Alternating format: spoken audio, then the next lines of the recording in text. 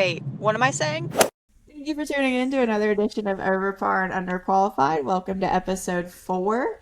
Today, we are going to be talking about all the changes in leadership we've seen in golf in the last week. This has been the week of changes in the PGA Tour.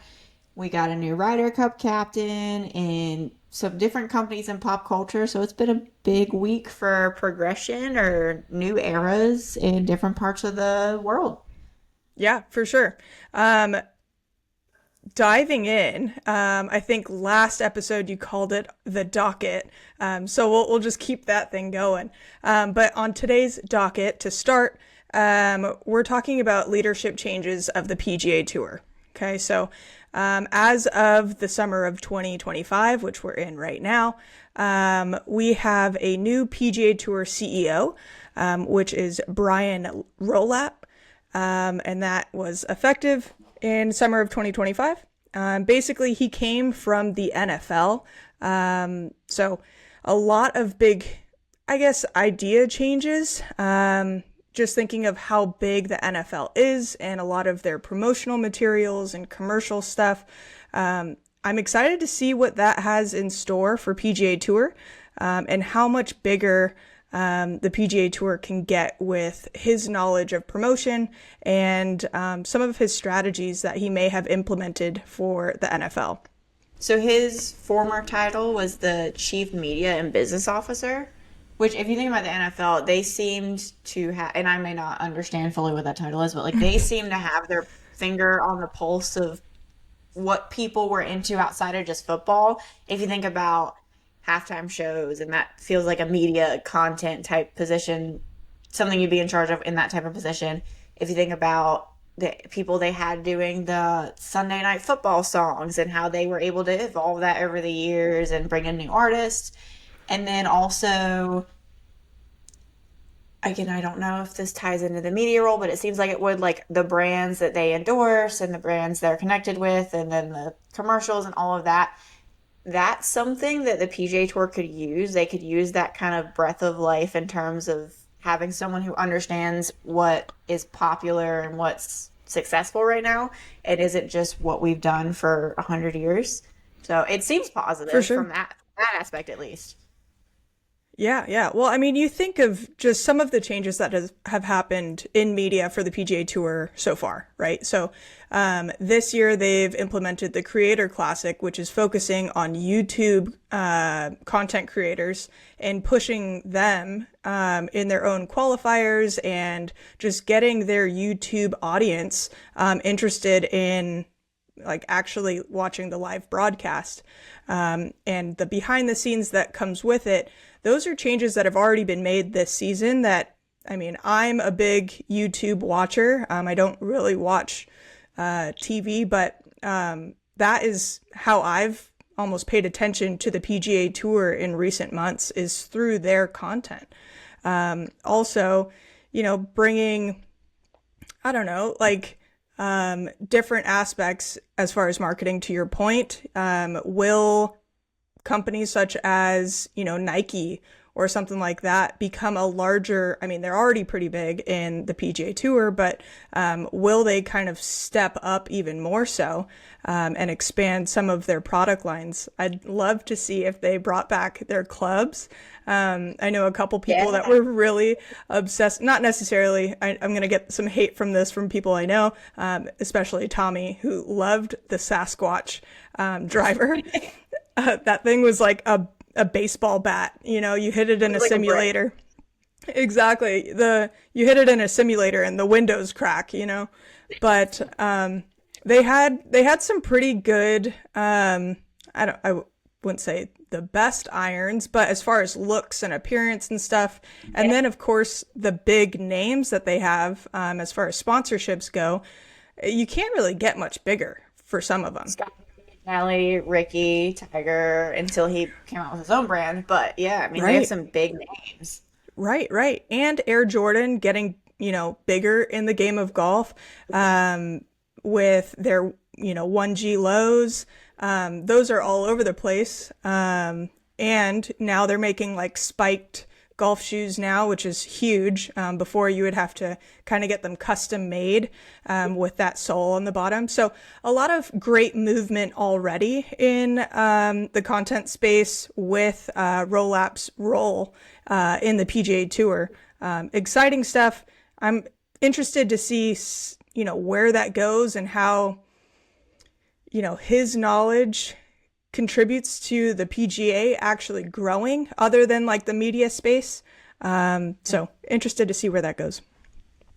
I think it's interesting too. One of the things he's done is kind of, and it hasn't been everyone, it's been specific players, I think, from what we've seen, Tiger Woods and Adam Scott specifically, but he's really involved some players and had some what they're calling athlete-led governing of what's happening in tour decisions. I don't know, and I don't follow the NFL. I mean, I do, but I don't that closely. I don't know. I beg to differ. Go Birds. I don't know that I feel like personally the players have that big of a voice in the league. I wonder if that's something he took from the NFL that he thought he could improve upon. Whether it's something that happens that we don't see or it's something that he's trying to improve on. I think it's great. I think the players that are making the sport popular should have a voice in how the league or the tour is run. I think that's very different from as much as we saw, not to bash him, but Jay Monahan, the previous CEO of the tour, maybe tried to paint a picture that he was involving players at times in decisions. There were times when players got thrown under the bus where they used them as, oh yeah, we're consulting with them, and then he made decisions that players had no knowledge of, and it was kind of like, well, what the hell just happened? Yeah, it was kind of like a scapegoat in a sense, right? Yeah, absolutely. But I mean, last episode we talked about the golf ball rollback and the kind of vision of trying to keep the game traditional. You can do that and still maintain traditions, but at some point, in order to grow the game of golf, you have to improve somewhere, right? Yeah. And I know in every episode we've talked about live and stuff like that, but honestly, like, what's going to keep their attention other than just watching the same tournament over and over and over again, same courses? You have to switch it up at some point. Also, I think this might be something worth Googling. I read somewhere that the PGA players have not stake in the PGA, but they are like partial owners. Is that right? Googling now. Okay, cool. They do. Tour players have a stake in the PGA Tour.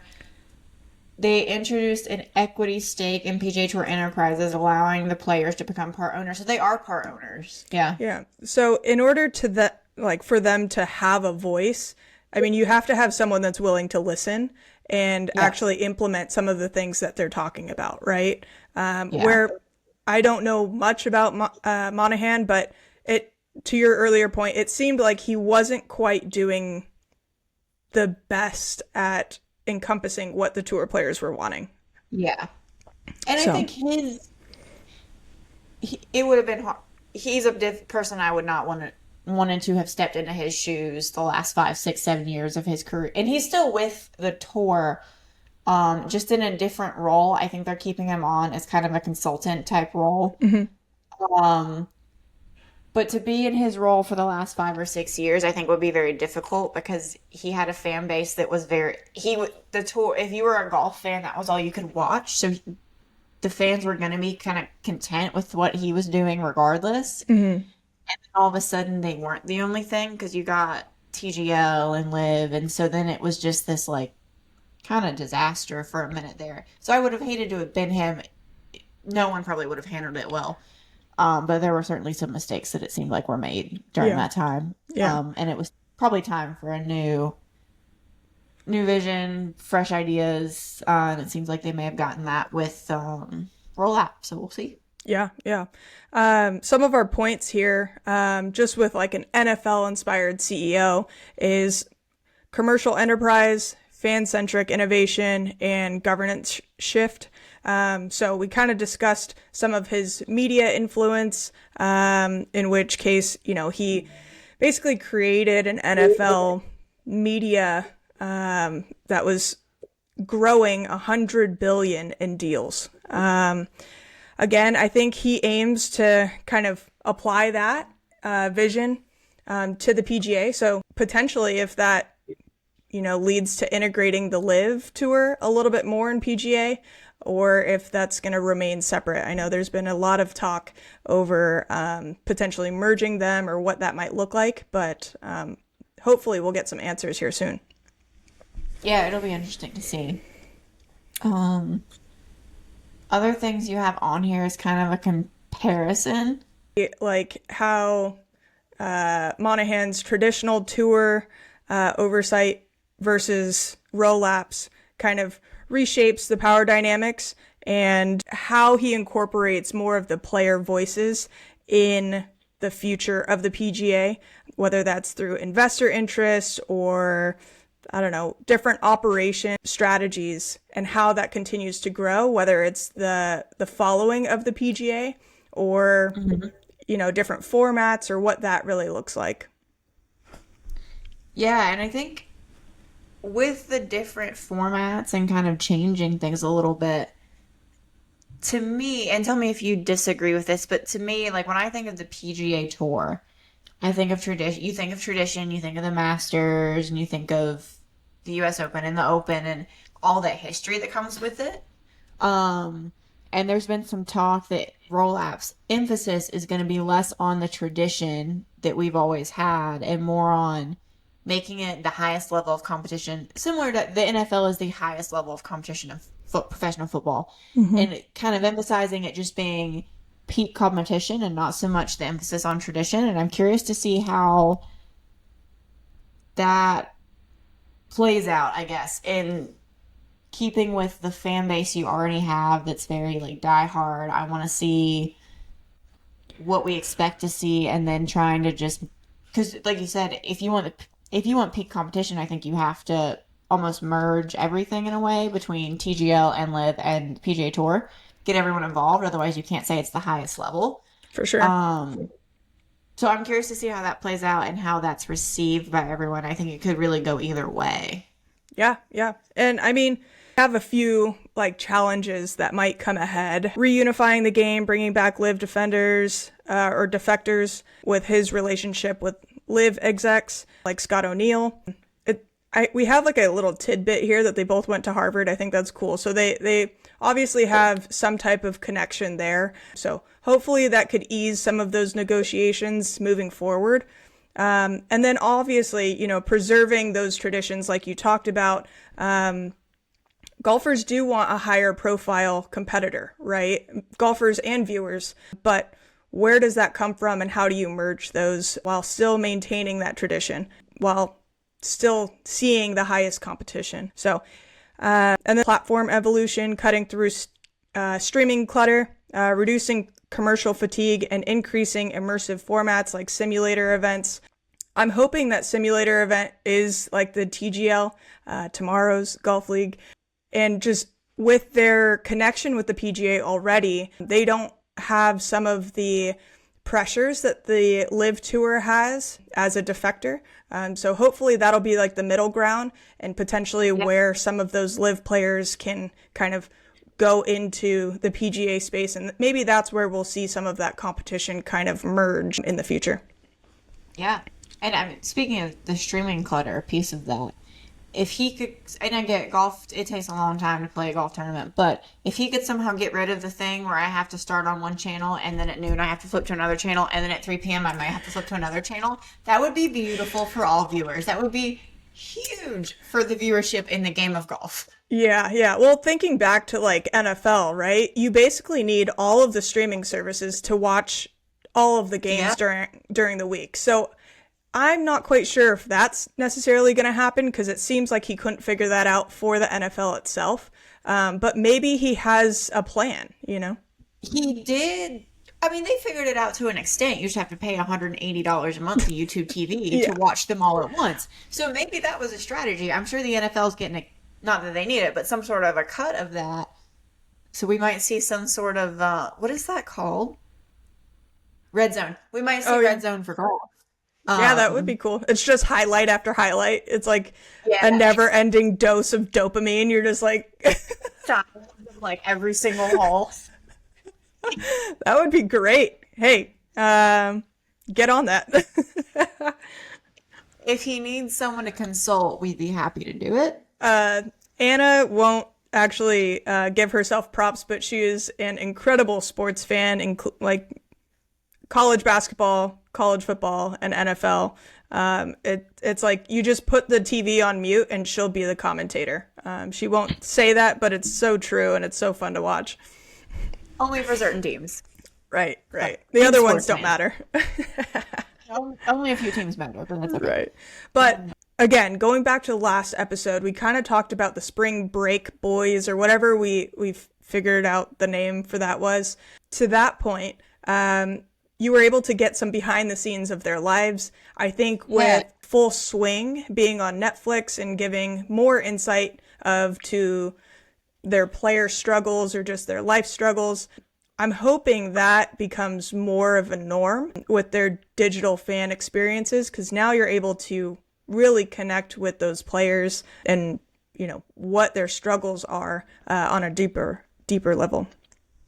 Yeah, that's a good point. I hadn't thought of it that way, but hopefully he'll add that kind of human aspect to just the tour and we won't have to go to the other kind of media outlets. Right, right. Exactly. Yeah, it's an exciting time for the tour. I think it was time for new leadership, and it seems like he has a fresh outlook and he has a plan. I mean, he's already, like you said, he became the CEO in summer of 2025, which is right now, and we've already seen some changes that seem to be very positive. So it's not like he just came in and said, let's leave it all the same. It seems like he's got a plan in place and they're trying to execute it. So that's exciting. Right, right. Well, additionally, I think Golf Channel is getting a little bit of some restructuring as far as their connections with NBC, or not necessarily their connection with NBC because those kind of go hand in hand, but some of the parenting companies that they manage, I think there's some restructuring there. For example, Glam Golf is a new Golf Channel show. I think it's streaming somewhere right now, but in the future that'll, be on live TV and broadcasted. Yeah. But that's just some more back end stuff that you're seeing some of those changes already happen. Yeah, so Golf Channel is becoming its own company. Nice. So it was a sub company, like you said, of NBC, and this was back in November. Mm-hmm. But it's its own publicly traded company. Which I don't know anything about TV, so I don't know what all that means, but I would assume that means that they have a lot more ability to control broadcasts and hire different people and control. I would assume that they would be able to have as much of the tournaments as they want, which I don't understand why they're not doing that right now. But I'm sure it gives them a lot more freedom to do a lot more than what they were doing before with NBC. I think NBC still holds the rights to the Masters. I will say that. I don't think that changed. Yeah, that's a pretty big one to hold on to. But I think just all the infrastructure that goes behind making something live and broadcasted, that's a lot. I mean, you just think of some of the YouTube creators, they have, 3 or 4 camera people with them. And then you think of a larger scale tournament, all the microphones, all the, cameras and all of the infrastructure, like I said before, it's a lot to take on. So that's where some of those connections or collaborations with those broadcasting channels really step up. So I'm interested to see how them as, their own private, or publicly traded company, how that really turns some of their broadcasting moving forward. So, yeah. And thinking back, I think we've already seen a little bit of it. Like if I compare broadcasts I've seen this spring to ones I saw last spring, They introduced some different TrackMan data they have on it. The shot tracer is very different. So I think they're already getting some more freedom to change some things, do some more in-depth things. So it's already been in my opinion, I've liked what I've seen that's changed. I'm assuming it's as a result of them being their own company. It may not be. It just may be technology evolving and them it becoming more accessible. But it seems like it's related to that. So going good. It's pretty good so far. Yeah, yeah. There's a lot of changes coming up. I mean, there's really only one way to find out. We can speculate all we want, but it really comes to time and watching it for ourselves. So excited to tune in. But along the lines of leadership, we talked about it, I believe, in episode 1. Before, I think it was like 33 women. Head There's of 100 women who controlled $33 trillion, but it was That's just what the it is. Forbes top 100. That's what it is. That's what it is. But there's been some changes to that as well, if you want to get into it. Yeah, so now, it's not necessarily the same list. So that was the Forbes top 100 women list, but there are a total of 55 women now, I believe as of this week, who head Fortune 500 companies. I don't know 100% what differentiates a Fortune 500 from just like a $1 billion company, but I think that's like kind of the highest level company you can be ahead of. And that's 11% of the list, which is the highest in the 71 years that they've been keeping track of that. That's So, crazy. women, and that's even given the fact that Anna Wintour, who was the CEO or editor in chief of and global CCO of Vogue magazine and the whole company and the face of Vogue for our generation, has retired. So we lost one, but there's still 55. Yeah, and I mean, we kind of talked a little bit about this offline, but I don't know much about Vogue, but I do know that her name is basically Vogue. Like, Yeah.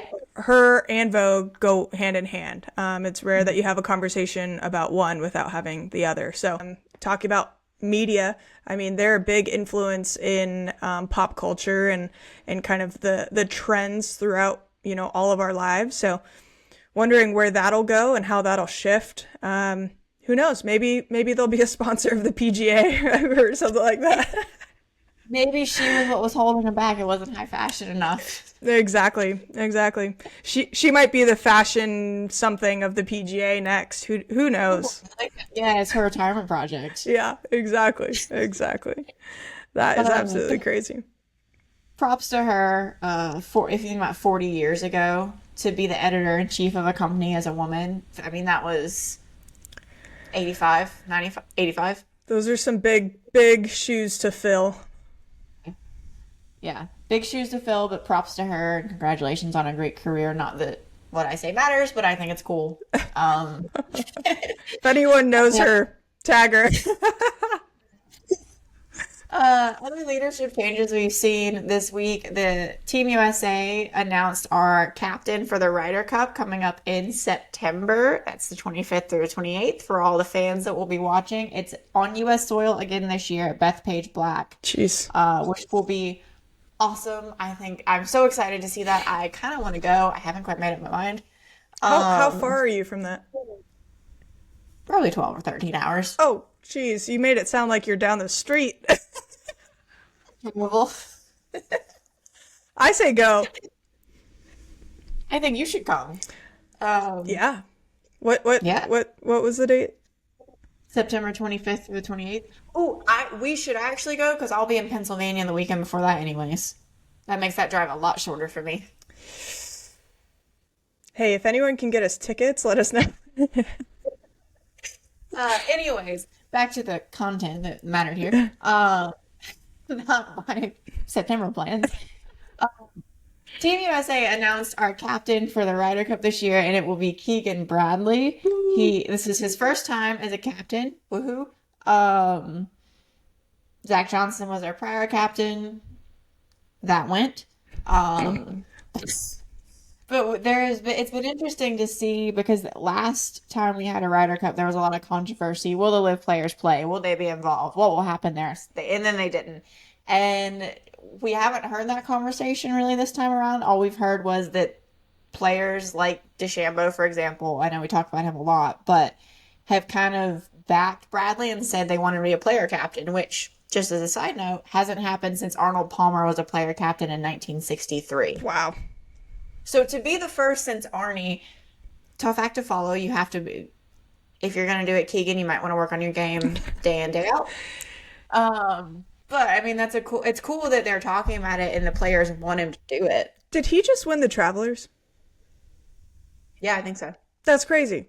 I mean, going into something like that, going into the Ryder Cup, having that fresh win under his belt as a player's captain. I mean, not only does that give him confidence, but it's got to give some of his teammates some confidence in knowing that, hey, he's still relevant. You know, like, obviously, if anyone's watched the Full Swing documentary with him in it, that was a great episode and storyline, just showing what he had to go through. But with that win under, I mean, he's fresh and ready to go. Yeah, from a momentum standpoint, you're absolutely right. He's got it. And he's even expressed, I think he's been asked about it in the media. He's open to the idea, but he kind of maintains that he's focusing on just being a captain, which is fair. It's the first time he's done it. I think it would be cool to see a player captain. I think that would be neat. For sure. For sure. And he might be the one to do it. Trying to balance that as well. Like, that's a lot going on his plate to try to figure out both of those. So good for him. Yeah, that's a lot of egos to manage. That's a lot of schedules to manage. I would not want to be him, but that's awesome. That's a cool position to be in. It's a cool problem to have. Right. I mean, geez, what an opportunity. And what did you say? The first since 1963. Jeez. If he were to choose to be a player captain. Yeah. So he hasn't accepted it yet, or would... So he is the captain. He is the captain. The difference is, so he was named captain of the team. Mm-hmm. Typically, the captain does not play. Mm-hmm. They are able to, but they typically don't play. The last player captain just means they play in the event. The last person to be captain and then also play was Arnold Palmer in 1963. Mm-hmm. Do you feel like there are such great names right now that he would be taking a spot from someone that could potentially shine for the team? Kind of. Well, yes and no. It depends. I mean, you tell me what your list is. Before we make this list, let me look at how many people actually play. Okay. I know how many are on the team, but I don't know how many actually end up playing. Yeah. So in our previous conversations of just some of the new names that are popping up on the top of the leaderboards, and some of those that, you know, may have been thought of as, you know, kind of falling off. I feel like despite his win at the Travelers and his success this year, I think it would be beneficial to pick someone to fill that spot. Yeah. Because again, like, that is a lot to manage, you know? Yeah, especially it being your first time doing it. Now, there are 24 players in total in the event, 12 on each side. Okay. If I'm picking 12 players, I don't even know if I can name them without seeing a list. Once you get to the bottom of that list, I don't know that I care about him versus someone else, but I do care that I think it would be a distraction in terms of being able to pay attention to who you're subbing in and out or who you're putting with who from a coaching standpoint. Mm-hmm. Like, not that I don't think he can play to the level that the others can, but I think the coaching standpoint would suffer, or the captaining. Yeah. So it may be strategically better to not. Yeah. Thinking back to like college golf, there were several tournaments where, you know, I was like fighting for fifth, right? Hence the underqualified part of our title. But, you know, the coach was often with, you know, the first and second players on the team, right? And then he would ask, or they would ask, you know, like, okay, how was your round? And you may have something that you were focused on, or that, you know, you saw could have been better in your game, but realistically, if the coach was there seeing it, would they have thought the same thing? So that's just a lot of Right. That's just a lot of trust going into your players, which not like he doesn't have it or a reason to trust them, but that's a lot of trust going into your players to be truthful about their game and, the different decisions that you have to make throughout the tournament. Yeah. Yeah, and you got to rely on your assistant coaches at that point to then relay information to you and have time to then watch highlights, basically. Yeah, I don't. It would be cool. I don't know that it's smart for him to be a player to play and also captain the team, but Right. ultimately that decision is his. Right. I feel like my opinion is that you have to pick one. Yeah. There's so At many. least your first go round, you have to pick one. Yeah, there's so many good players that are coming up right now that taking a spot. Not saying that he couldn't be a player on that list, but I think it would be beneficial to pick one. But who am I? That's Keegan Bradley. Yeah, that's. But like to your point, had they picked number one in the world, Scotty Scheffler, to be the captain of the team, I would have said you better play. Right. You best have your golf clubs out there and trust your assistant coaches because we do not need you on the sidelines. Right. That is a good point that you brought up, though. There's more coaching than just him, right? He's the captain, but you have assistants, and they have equal oversight of or ability to see how the others are playing. So, I mean, maybe he does play it. Do it. Maybe. We'll see. We'll see on September 25th. Do it for the plot. Plot might plot back. The plot might just plot back. And on home turf, are you willing to risk it? We don't need to be doing things for the plot on home turf after a loss. No. Don't do anything for the plot. Have a plan. Be strategic. No plots. Yeah. The plot is winning. That's the plot. Yeah. Now, Beth Page, I just stuttered. Beth Page, do you know much about that course to tell me a little bit about it? Is it worth, going into their green complexes and where their, potential pin locations could be? So Beth Page is known for being, I'm going to look up the reputation to see what Google says, but Beth Page is known for being insanely long. Okay. So when you go to Beth Page as an amateur, obviously this doesn't necessarily apply to the tour players, but when you go to Beth Page, there's a sign that says that you have to consult the pro shop, something along these lines. You have to consult the pro shop before determining to play the tips, and that it's ill-advised because it's dumb long. Okay. To put it in my terms. And I think that it's not particularly forgiving. Okay. So here we're looking at. Can you also look up when that course was made? Yes. It's 7,400 yards from the tips, and that's not the tour tees, that's just the tips, which not long for Arizona standards. For East Coast standards, where you're at sea level, that's pretty long. That is long, yeah. Especially in a place with humidity or any type of moisture, your roll is drastically limited. My drives would probably go 100 yards.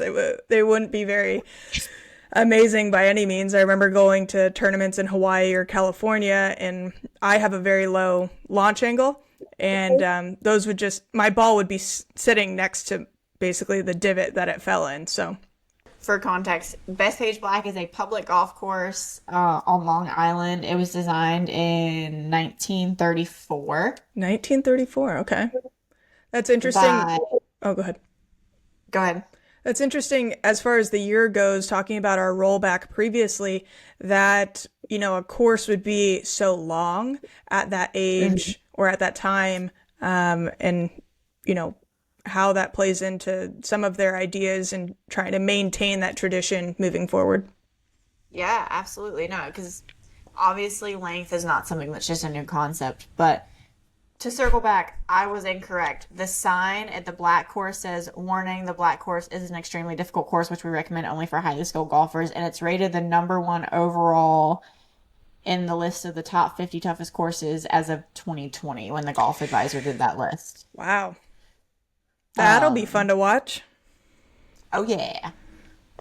So, and it doesn't look like it's ever hosted a Ryder Cup. It's hosted 2 U.S. Opens and a PGA Championship, which Dustin Johnson won. That's a throwback. but never a Ryder Cup. So that's exciting. Interesting. Yeah, And Bethpage. you mentioned that the live players are still up for debate for Ryder Cup. Yeah, so I have not heard confirmation that they're eligible. Let's look that up. It was a big conversation in the last Ryder Cup, and then it ended up being determined that they were not eligible to be a part of the team, um, which I think hurt us. Obviously, yeah, they're eligible for the Ryder Cup, but they're only able to qualify and earn Ryder Cup. That's what it is. So they were eligible the last time around, but the only events they're able to play in are majors right now per the PGA Tour. So that's the only way they can earn points towards the Ryder Cup. So you would essentially have to win a major.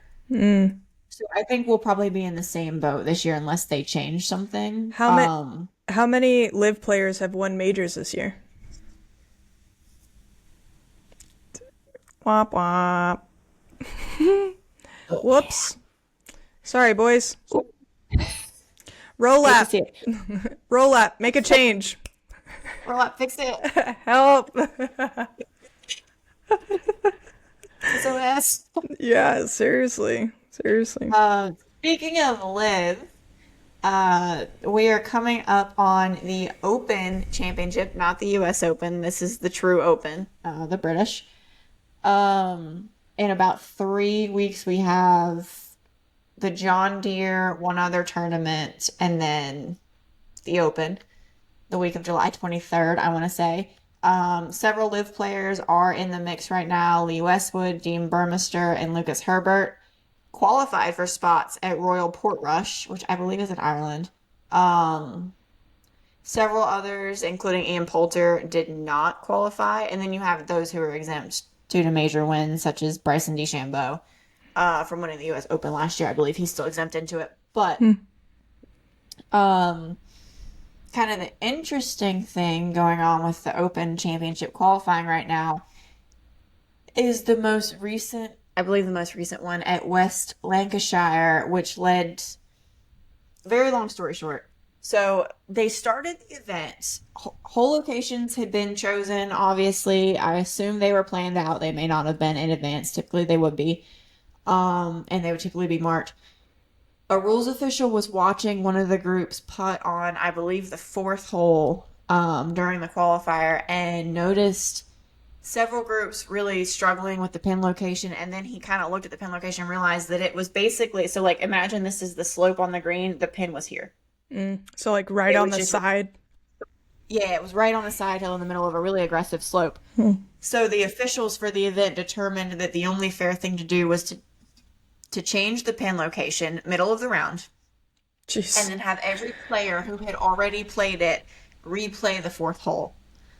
For some, that was great. There were people who had made a terrible number because of the pin location and then went back and they parted or they made birdie or they did whatever they did. For context, they were watching people drive, I believe it was a par 4, it may have been a par 3, watching people hit shots to 3 and 4 and 5 and 6 feet and then 4 putt. Ooh. And these are like professionals. It's not your average golfer who's out at a city open. So it needed to be changed, but at that point, in my opinion, you're already in the event. It's already happened. So there were people who would have potentially with their scores won the event and qualified, but went from a par to a double, playing the hole the second time. So it was a very controversial decision, especially given that only 8 players had to replay the hole. That's crazy. I mean, at that point, it's already started. I don't know. Like, I was going to go in the direction of like if your club breaks or something like that, like you're kind of SOL. You just keep playing. You've already started play. To my knowledge, you can't incorporate another club or any other changes. So what, other than the USGA being the USGA, what allows them to do something over, a player at that point? But to modify the golf course. Yeah. And, we had a USGA qualifier out at the course that I work at. and they had someone come out and check the pin locations with a device, a measurement device, to make sure that it was less than 2 degrees around the cup. And why that isn't a normal standard for pin locations, I'm not quite sure. Yeah, I mean, we did some research. So, like you said, someone came out to y'all's event. When we used to run events there, just as the golf shop staff, so not as this is a U.S. Open qualifier, this is a USGA qualifier, just as like this is our weekend tournament we're doing this year for our member guest, our member, our club championship. We went out and we not only picked pin locations, but a lot of times we walked them. We Test put to them. different hole locations, yeah, to test them to see if they were actually puttable. We put the spray paint can down to make sure it was level. Like, we strategically chose them and then planned it per day. When I've coached college teams, same thing. There's strategy in planning them, and that's very low stakes situations. When we did research for this, right before jumping on here, there's technically no rule that someone has to regulate the pin locations for any qualifier for a PGA Tour event, which is insane to me. Yeah. Yeah. Like, how, with the stakes being so high, why wasn't, what was the oversight there? Like, had no one tried to putt to it? What are their, like, steps into approving a pin location like that? Forget putt to it. Did no one look at it and say, Yeah. huh? Yeah. Yeah. Right? Yeah. Was it correct on the pin sheet and then they changed it? That I don't know. Like, so that's the other, and you and I have both seen that. I mean, there are times when either a pin Groundskeeping. sheet, yeah, either a pin sheet is not clear or someone doesn't get a pin sheet they were supposed to get. Something ends up where it was not supposed to be. Someone's in a hurry and they just throw it somewhere and they think it's close and it's not. That could have been what happened. Again, I think in an event like that, like I would not expect a mistake in any aspect of the process. Right, right. That's a pretty high stake situation there. So Yeah. any oversight, whether it's a tee location or a pin location, is a huge miss on their part. And I think as far as the players go, in order to have some sort of consistency, there has to be some steps taken to make sure that that's avoided in the future. Yeah, absolutely. I think there should be that process needs to be streamlined. There should be regulating bodies who oversee it. Someone should check pin locations. I mean, I've been involved in tournaments. Kind of a side quest here in terms of the story, but it relates. Where we were in the thick of it, day one of a club championship, and we realized, to no fault of his own, the person genuinely didn't know. We had these little markers that designated like where the blue-white combos were, like where if you were playing the combo tees, there was just this blue and white striped little thing that was at either the blues or the whites on each hole. That didn't change because that was on the scorecard. So those didn't move every day. That stayed with the tee box they were with all the time. This particular person didn't know that. Was not a golfer, was just on the grounds crew. So he apparently had just been moving them every day. Just every day, he just moved them around and didn't think twice. But the problem was, in comes club championship time, and the 6 individuals who are playing from the combo tees notice it on hole 8. And it was a disaster. It was bad. So then the process from that point, because this cannot be the first time something like this has happened. Yeah. It's kind of, I guess, where I'm going with this in a PGA Tour qualifying event or a USGA event. Then the process became every event we have, the tournament staff, the golf shop staff, what have you, goes and checks pin locations and the Tee locations. Yeah. So why is that not in, like we said, a high stakes situation? They do it for the tour. They do it for the Open. Someone from the USGA checks everything. Why is it not happening for the qualifiers to get there? Right. Well, I mean, we talked about just the rough conditions and the steps that it takes to determine the length of the rough.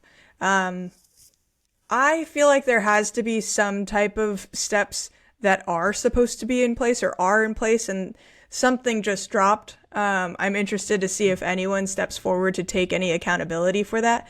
But there's so many logistics and steps behind other aspects. How is this overlooked? Yeah, exactly. And it's worth noting too, this isn't the first time something like this has happened. It's the first time I remember it happening for a PGA event. Right. I'll granted. But 4 years ago, I think, a lot of people probably remember, we'll try to clip it and find it, but in the women's Division III national championship, my college coach was coaching in this event, and I remember him sending me videos of it.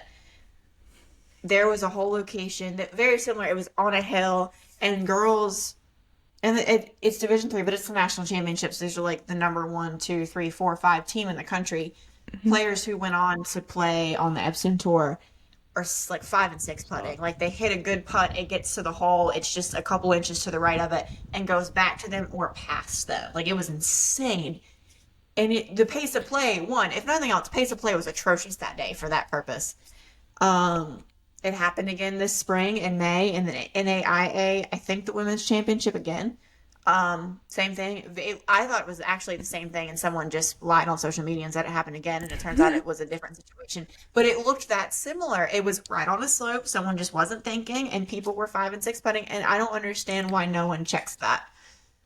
Right, right. And I mean, we're talking about three instances in like all that we can remember there being an issue, right? Like the They aren't percentage, regulated by the same people, which is also important to note. right, right. Like the percentage that we're hearing about is so small, but if it were regulated, how many more pin locations would we have found that were incorrect, or Yeah. T locations or something that is left behind, and what would that change the outcome of certain events that we've already seen?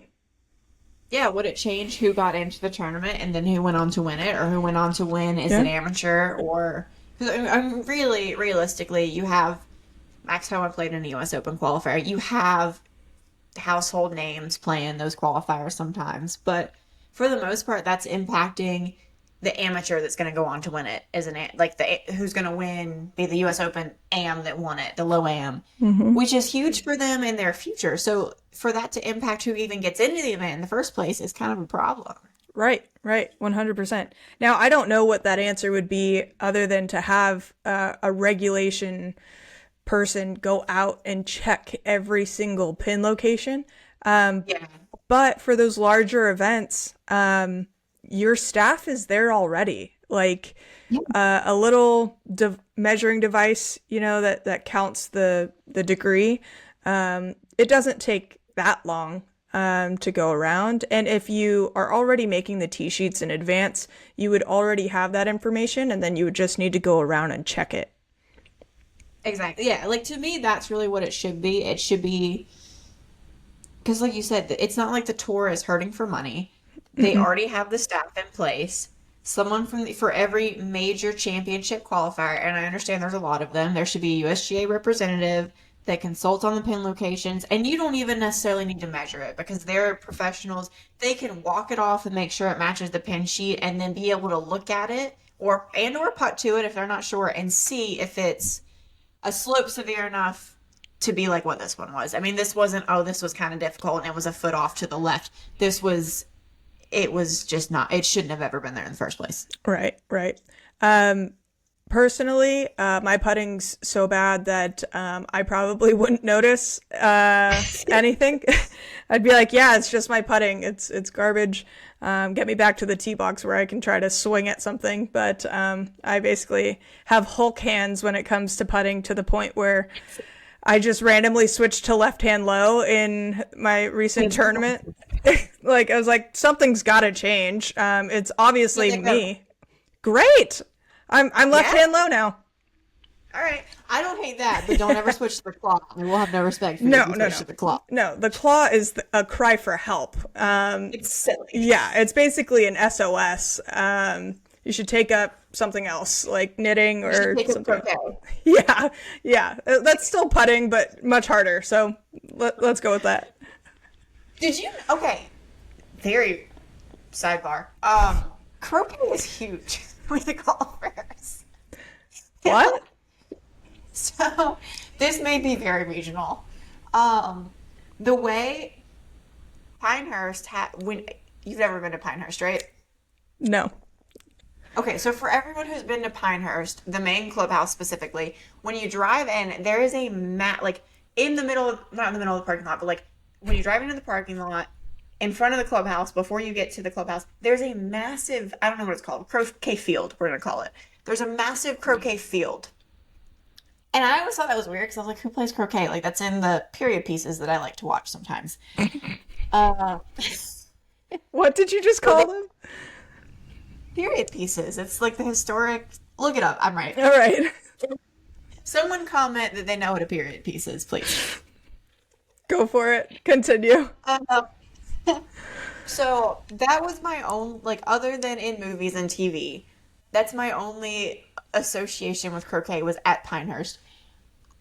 I moved back to the mountains and croquet is huge here. Like most in specific areas in the mountains, most of the country clubs have croquet. Like the way that pickleball is a big deal out west and where I lived in South Carolina, it's croquet here. Huh. Like I know someone who went to England because he's like a international croquet player for 7 weeks to play in championships. What? I mean, this is someone who's a lot older and has a lot more money than we do. But it's just, I don't know how we got to croquet, but it's just crazy. Huh. How big it is. Is I there don't understand. is there like a tour? Yeah. Yeah, like the way there's professional pickleball players, there's professional croquet players.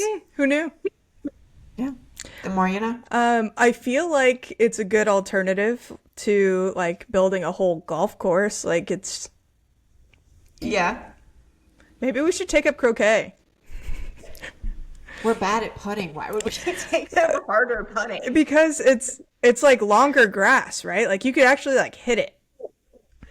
Yeah, you can whack it, but you like whack it. You can whack it. You can whack it. Oh my god. That's so funny. Yeah, all right. We might take up croquet. We'll live stream it if we do. Yeah, maybe we should start a croquet live league, like what we were talking about. Instead of women's golf, just do croquet. It's just at like, I don't know, in Canto 9 Park, you know? You got So some, we just use a line that sticks instead of the little hooks that go in the ground. yeah. You just have some homeless person laying next to you. Like, love in Canto 9, no hate, I'm just saying. That's the first park I thought of. And naturally, homeless people come along with it. Yeah, I mean, you're in the inner city. Like, Yeah. it's the same thing with Vogue and the maid person. And a Wintour. Yeah. That Is it girl. Winter or Wintour? I like Wintour. It sounds more do too. Vogue-like, versus Winter is cold. Yeah, you're right. You're right. I'm gonna keep that thought to myself. No, now you have to say it. You gotta say it now. To say those models are all probably very cold because they're very skinny and they don't eat. True. So winter might make sense. Yeah. All right. Winterer. Winterer. Winterer. Oh man. Anything else on that? My notes died, so I have nothing to look at. Let's see. I want to say that's all we had on the docket. So quick recap. Everything is changing.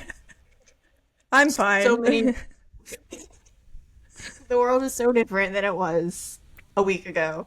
And yet still we don't have anyone in charge of regulating qualifiers for things. Yep. So maybe that should be the thing that changes. Maybe less people should retire and more people should just be in charge of shit. Yeah. Like you said, a retirement gig. Boom. Mic drop. Excited for the changes that are coming up. Interested to see how content creators imagine, this is a hot take, imagine if Bryson, as a content creator himself, started doing content for the PGA Tour. Yeah. You know, like, can he get into the Creator Classic even though he's a live player? I think he should. I don't think those should be mutually exclusive. Right? So, other aspects to push the watcher engagement. I feel like there's a word for that. I'm making up my own. Viewer engagement. Yeah, there's a term for it. Yeah. Anyways, excited to see what type of media stuff comes up. I will be keeping a close eye on all of that. And also, what is Keegan Bradley going to do for the Ryder Cup? What's going to happen? How is Bethpage going to play out? I'm excited to see it. Exactly. And in the future, how will the rollback for golf ball and different club technology using AI, how will that play out on Bethpage?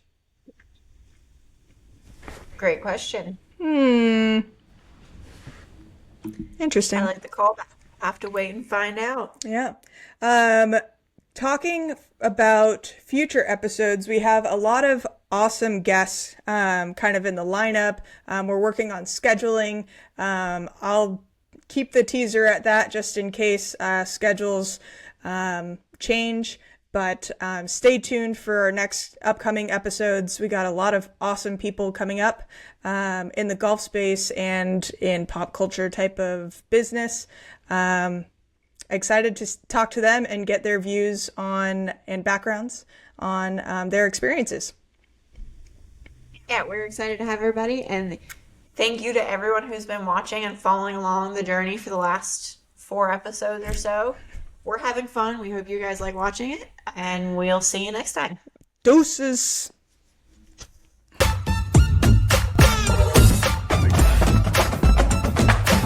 Wait, what am I saying?